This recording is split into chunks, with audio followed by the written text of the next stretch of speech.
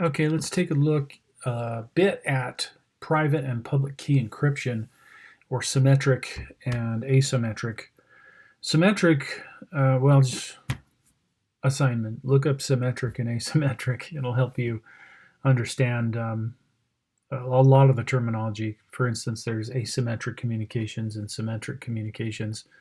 The internet would be asymmetric communications. Anyway, that is not a term that's just used in security.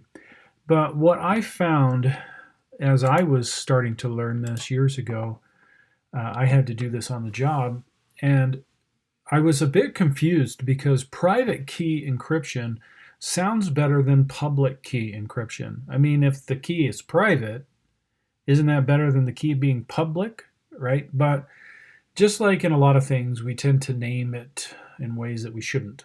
And that's the push to go from symmetric to asymmetric. And I really don't agree with that terminology either.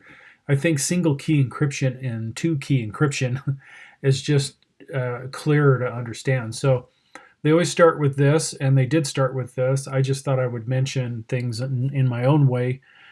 This won't be a long video, but hopefully it'll help you. Again, there's so much to security, right? I'm teaching a security class in the fall. It'll be this semester CMP 251, but it's going to be based on ethical hacking and that certification. So that one's going to be a lot of fun to do and to teach. Anyway, private key encryption basically means that there's this shared secret key.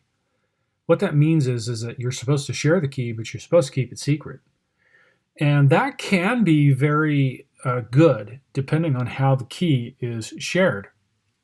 So I used to use this many, many, many years ago for people to get into our network.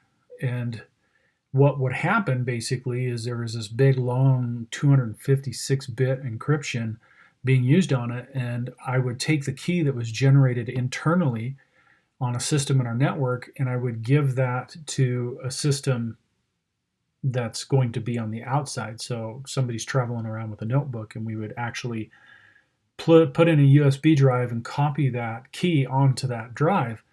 And so the only way a hacker could get that key would be to get into the computer itself and get that key. So the key wasn't ever transmitted. The encrypted data was transmitted back and forth, but the key was already on the computer and already in the network, so there's no reason to transfer it. And the problem with symmetric or private key encryption is that if you're going to log into your bank, where did you get the encryption key from? How do you know that that's going to work and decrypt the data? Because it is HTTPS, meaning that that's encrypted data. Well, where was the key sent? Well, if the key is sent in transit, then there's always a chance of getting the key and cracking the encryption.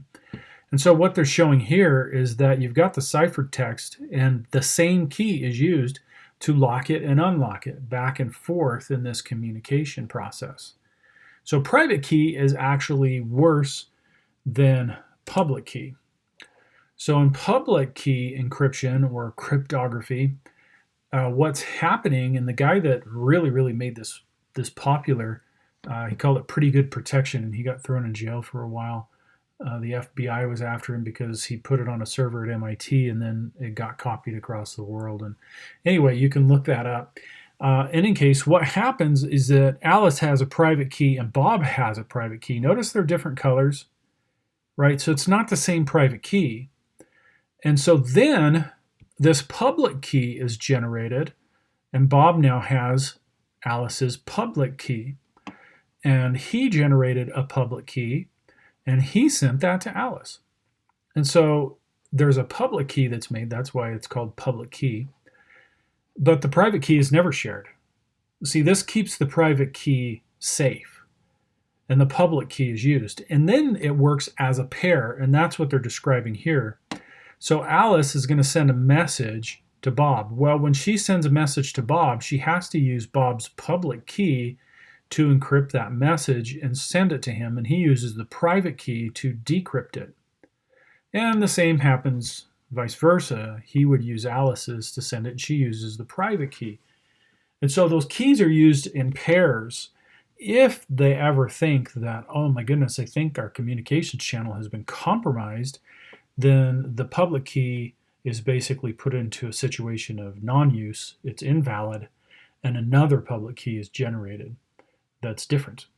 And so that makes public key cryptography much safer, much better to use. And so that's just a short explanation of the difference between private and public. Basically, it's one key encryption compared to two key encryption. And the important things to remember is the keys are used in pairs.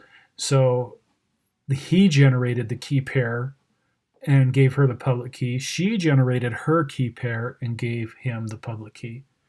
And then that's how the messages now can be sent securely back and forth.